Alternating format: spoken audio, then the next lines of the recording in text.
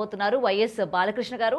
మరి ఆయనతో మాట్లాడదాం, మరిన్ని విషయాలు తెలుసుకుందాం. ఎందుకంటే అఘోరీని స్టార్టింగ్ నుంచి కూడా ఈ అఘోరి గురించి క్లుప్తంగా తెలిసిన వ్యక్తి అని మనం క్లియర్గా చెప్పొచ్చు.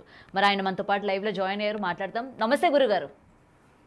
జన్మనిచ్చిన తల్లిదండ్రులకు నమస్కరిస్తూ విశ్వేశ్వర చెప్పండి. Right, Aghori alias Srinivas. So మీరు చూస్తూ ఉన్నారు స్టార్టింగ్ నుంచి ఆయన ఏం చెప్పి వచ్చారు అండ్ ఇప్పుడు ప్రెసెంట్ ఏం జరుగుతుంది ఏంటి అన్న దాని గురించి. ఇప్పుడు అమ్మాయిని అయితే తను వదిలేశాను అన్నట్టు మాట్లాడుతూ ఉన్నారు. దీన్ని మనం ఎలా చూడొచ్చు అంటారు? అమ్మ, మీడియా వాళ్ళందరికీ నేను చెప్పే మొట్టమొదటి విషయం ఏంటంటే, దయచేసి వాడిని అఘోరి అనొద్దు, శ్రీనివాస్ అని మాత్రమే సంబోధించండి. అఘోరి లక్షణాలు ఒక్కటి కూడా వాడికి లేవు. అఘోరి లక్షణాలు అనేటువంటివి ఒక్కటి కూడా లేవు వాడికి. సో వాడిని అందరూ మీరు హైప్ చేసి అఘోరి అఘోరి అఘోరి అని అంటున్నారు. అది చాలా తప్పు. మొదటి ప్రశ్న, మొదటి పాయింట్. రెండో పాయింట్ ఏంటంటే, ఇక్కడ నేను నిన్న విష్ణు గారితోనూ వర్షిణితోనూ మాట్లాడా. నేను ఆవిడ్ని ఏమీ ఎక్కువగా విసిగించలేదు ఆ పాపని. నేనేదో నాకు తెలిసినటువంటి సలహాలు నేను చెప్పాను. తను చాలా రియలైజ్ అయ్యింది. మీడియా ముందుకి రావద్దు అని కూడా చెప్పా. ఎందుకు చెప్పాను అని అంటే, కొన్ని థంబ్నైల్స్ చూస్తూ ఉంటే ఒళ్ళు మండిపోతుంది అనమాట. వర్షిణి ఇంటి ముందు అఘోర. అసలు ఏంటమ్మా తమ్ములేదు, ఎన్ని కోట్లకి డీల్ కుదుర్చుకున్నారు, ఎటు తీసుకెళ్తున్నారు ఈ సోషల్ మీడియాని, వాడిని ఎందుకు అసలు అంత హైప్ చేస్తున్నారు? నేను వర్షిణితో మాట్లాడిన మాటలు కూడా ఏం మాట్లాడానంటే, అమ్మ వాడు తీసుకెళ్లి ఏం చేశాడు అని అడగలేదు, ఎందుకు ఇన్ని రోజులు వెళ్ళిపోయావు అని కూడా అడగల. నేను అడిగిన క్వశ్చన్లు రెండే, వాడికి ఏం తెలుసని వెళ్ళావమ్మా అన్న. దానికి పాపం ఆ పిల్ల సమాధానం చెప్పలేకపోయింది. నిజం చెప్పాలంటే, ఒకానొక మీడియాలో తను పంచమకారాలు అనేటువంటి టాపిక్ ఎత్తింది ఆ పాప. ఆ జ్ఞానం కూడా లేదు శ్రీనివాస్ కి. పంచమకారాలు అంటే మద్యము, మాంసము, మైథునము, మంత్రము, ముద్ర. ఇవి అఘోరాలు చేసేటువంటి క్రియలో ఒక భాగం. కానీ ఇవి ఎక్కడ రాసున్నాయి అంటే ఏ శాస్త్రంలోనూ రాసి లేవు. రెండే రాసున్నాయి శాస్త్రాలలో, మంత్రము, ముద్ర. ఈ మద్యము, మాంసము, మైథునము అనేటువంటిది ఒక రుద్రయామిడ గ్రంథంలో ఒక లైన్ మాత్రమే రాసింది. దానికి అసలు ప్రిఫరెన్స్ ఇవ్వక్కర్లా. నేను అదే మాట చెప్పా వర్షిణికి. ఇంకో మాట ఏం చెప్పానంటే, అమ్మా వాడు అంగాన్ని ఇచ్చేశాను అని చెప్పాడు శివుడికి, అంగాన్ని ఇస్తే వక్షోజాలు ఎందుకు పెట్టుకున్నాడమ్మా అని అడిగా. తను సమాధానం చెప్పలేకపోయింది. తన పరిస్థితి ఎలా ఉందంటే, ఎంతో భవిష్యత్తు ఉండవలసినటువంటి పిల్ల ఆ 20 రోజుల పాటు వాడితో జర్నీ చేసి. కానీ బాలకృష్ణ గారు మీతోని మాట్లాడారు, మీరు కూడా ఆమెతో మాట్లాడారు అని చెప్పారు కదా. అండ్ తను మళ్ళీ అఘోరి దగ్గరికి నేను వెళ్ళను, నేను ఇంకా నా కెరియర్ పైన ఫోకస్ చేస్తానని చెప్పడం జరుగుతోంది. ఏం మరి నిజంగా నా పిల్ల ఫోకస్ చేస్తుందా, లేకపోతే మళ్ళీ శ్రీనివాస్ దగ్గరికి వెళ్ళే ఛాన్సెస్ ఉన్నాయంటారా? తను శ్రీనివాస్ దగ్గరికి వెళ్ళే ఛాన్సెస్ అస్సలు లేవు. ఓకే, తను కెరియర్ మీద తను ఫోకస్ చేస్తుంది. నేను కూడా అదే చెప్పా. అమ్మా, అయిపోయింది ఏదో అయిపోయింది, కర్మ ఏదో అనుభవించాలి కాబట్టి అనుభవిస్తున్నాము, బట్ ఇలాంటి వాటికి వెళ్ళకూడదమ్మా. నువ్వు ఒకసారి మంత్ర దీక్ష తన వేరే గురువు దగ్గర తీసుకున్న తర్వాత మళ్ళీ వీడి దగ్గరికి వెళ్ళి వీడికి ఏం మంత్రం వచ్చని దీక్ష తీసుకుంటావు తల్లి? ఒక గురువు దగ్గర తీసుకున్న తర్వాత ఇంకొక గురువు ఇచ్చినా ఉపయోగం ఉండదు. అది కూడా తల్లిదండ్రుల అనుమతి లేకుండా అసలు వెళ్ళటానికి కూడా కుదరదు అని చాలా ఒక పావు గంట సేపు నేను మాట్లాడాను. విష్ణుతో కూడా మాట్లాడా.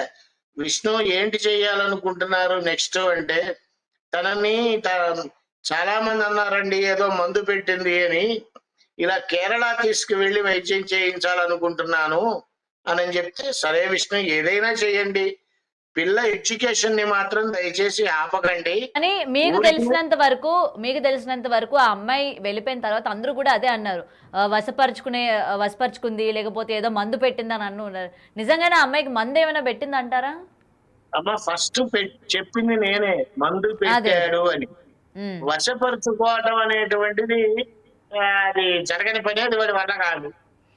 అమ్మాయి కూడా అస్సలు వాడి చెప్తుంది కదా, ఎటువంటి మందు కానీ ఏం పెట్టలేదు, తన చేసేవి. అలాగే మంగళగిరిలోని తను ఏదైతే పోరాడిందో, దేవాలయం గురించి కూడా తను పోరాడింది. ఇక్కడ మన సికింద్రాబాద్కి వచ్చి పూజలు చేయడం, అవి చూసి తను బాగా అట్రాక్ట్ అయ్యి నా సాధనకి ఈమెనే కరెక్ట్ అని చెప్పి వెళ్ళాను అని కూడా చెప్పింది కదా. మరి కరెక్టే, మీ పాయింట్ లోనే వద్దాం. వాడు తెగ పోరాడాడు అని. మీరు ఒక్కటి చెప్పండి, ఏ విషయంలో పోరాడాడు? సనాతన ధర్మం అంటే ఏంటో తెలుసా వాడికి? తెలీదు. ఏం తెలుసు వాడికి? వాడంతటా వాడు చెప్పినవన్నీ ఒక్కటి నిజం అని నిరూపించగలరా? మా కానీ ఈ గురువు రోజు మొత్తానికి ఏం మాట్లాడుతుంది, కాళీమాత ఉంది కాబట్టి నేను తీసుకెళ్లి ఏదైనా చేస్తాను అని చెప్పారు. కానీ నిజాలు ఏంటనేది వాళ్ళు బయటపడుతుంది కదా.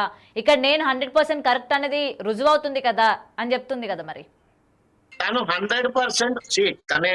నువ్వు మాట్లాడుతుంటే నాకు, సారీ, మీరు మాట్లాడుతుంటే నాకు కూడా తను అని వస్తుంది. వాడు 100% ఫేక్. అది నేను నిరూపిస్తా కావాలంటే. దానికి పెద్ద ఇదక్కర్లేదు. వాడిని మంత్రము అనే పదానికి అర్థం ఏంటో చెప్పమనండి చాలు. ఇంకొక విషయానికి వస్తే, వాడి మీద అసలు సుమోటోగా కేసు పెట్టాలి. మీరు కావాలంటే ఒక 2 days బ్యాక్ వీడియోకి వెళ్ళి చూడండి. కాశీ బోట్లో నుంచొని నా మీద ప్రయోగం చేసిన వాళ్ళందరికీ మంత్రంతో సర్వనాశనం చేస్తాను అని అన్నాడు. రిలీజ్ చేసిన వీడియోలో కూడా అదే చెప్పడం జరిగింది. అదే లిటరల్లీ చంపేస్తాను అని చెప్తున్నాడు. అంటే ఏమనుకోవాలి? అండ్ వన్ మోర్ థింగ్, మంత్రశుద్ధి చేస్తా అన్నాడు. వాడికి మంత్రశుద్ధి అంటే ఏంటో తెలియదు. ఇక మంత్రాలు ఏం ప్రయోగిస్తాడు వాడు? వాడికి తెలిసిందల్లా ఈ పసర విద్యలేనమ్మా. ఇంకొకటి, ఇది వరకు చూసినట్టుగా వాడు రిలీజ్ చేస్తున్న వీడియోస్ కి వ్యూస్ చాలా తగ్గిపోయినాయి. ఇది ఒకటి మీరు గమనించాలి. కావాలంటే చెక్ చేసుకోండి. ఎందుకు తగ్గిపోతున్నాయంటే వాడు చేసే విధానం, వాడు ప్రవర్తించే తీరుని బట్టే ప్రజలంతా రెస్పాండ్ అవుతూ ఉంటారు. ఇక్కడికి వచ్చి ఆశ్రమం స్థాపిస్తా అసలు రావటం కాదమ్మా. వాడిని వస్తే గనక తరివేయండి. ఇంకో విషయం, వాడేదో మందు పెడుతున్నాను, అదే మంత్రం చేస్తాను, అందరి అంతు తెలుస్తాను, నన్ను బ్యాడ్ గా పోర్ట్రేట్ చేసిన వాళ్ళ సంగతి చూస్తాను. వాడంతటా వాడే బ్యాడ్ గా కానీ బాలకృష్ణ గారు ఇంకొకటి కూడా చెప్పడం జరుగుతుంది. ఈ డబ్బుల మ్యాటర్ ఏంటి అసలు? ఇది భక్తి నుంచి డబ్బుల వరకు వచ్చింది. ఏదో 3 కోట్లు అమ్మాయికి సంబంధించి ఎక్కడో విల్లా తీసుకున్నదో అని చెప్పి కూడా ఆ కుటుంబ సభ్యులు చెప్తూ ఉన్నారు. మరి తిని కూడా నేను డబ్బులు కట్టాను, ఆ అమ్మాయికి ₹1,00,000 వరకు కూడా ఫీజు కట్టాను అని చెప్తోంది. నేను అసలు డబ్బులే తీసుకోను, ఎవరిచ్చినా సరే నేను పుచ్చుకోను, దక్షిణ రూపంగా వేస్తే తీసుకుంటాను అని చెప్పిన ఆమెకి ఇవాళ లక్షలు ఎక్కడి నుండి వస్తున్నాయి అసలు? అమ్మ మీకు చిన్న విషయం చెప్తా. చెప్పండి. డబ్బులు ఎక్కడి నుంచి వస్తున్నాయని మీరు క్వశ్చన్ వేశారు కదా. నేను ఒక్కటే అడుగుతా, ఈవిడికి డబ్బులు పెట్టారు అని చెప్పాడు వాడు. ఎవరికి? వర్షిణి గారికో లేకపోతే వాళ్ళ కుటుంబానికో. ఎందుకు పెట్టాడమ్మా? ఏమి వీళ్ళ దగ్గర నుంచి ఆశించి పెట్టాడు? అన్ని లక్షలైతే వాడు పెట్టలే. కోట్లున్నాయి, విల్లాలున్నాయి అని చెప్పాడేమో, చెప్పుండొచ్చు మెహర్బానీ కోసం. ఉందా లేదా అనేటువంటిది పక్కన పెడితే, వాడి దగ్గర డబ్బు ఉన్నా లేకపోయినా వాడు తింటాడు, వాడి చావు వాడు చస్తాడు. జనాల్ని చంపడం ఎందుకు? జనాల మీద పట్టడం ఎందుకు? ఒక్కటి చెప్పండి అమ్మా, నాకు ఒక్కటి కరెక్ట్ గా చెప్పండి. వాడి వల్ల మనకి, దేశానికి, రాష్ట్రానికి ఏమన్నా? కానీ ఇంత బయటపడుతున్నా సరే, తన గురించి ఇన్ని నిజాలు బయటపడుతున్నా సరే, ఇప్పటికీ నేను అఘోర దీక్షలోనే ఉన్నాను, సనాతన ధర్మాన్ని కాపాడడానికే వచ్చాను అని మరి ఇంకా ఎందుకని చెప్పుకుంటున్నాడు? ఇంకా ఎవరికి మభ్య పెట్టే ప్రయత్నం చేస్తున్నాడు? నేనైతే వాడు అఘోర అని నమ్మను. నేనైతే వాడు నాగసాధువు అని కూడా నమ్మను. వాడు చెప్పిన మీడియాల్లోనే నేను అఘోర దీక్ష చేశాను, నాగసాధువు దీక్ష చేశానని వాడే చెప్పుకున్నాడు. అవన్నీ ఉత్త అబద్ధాలు.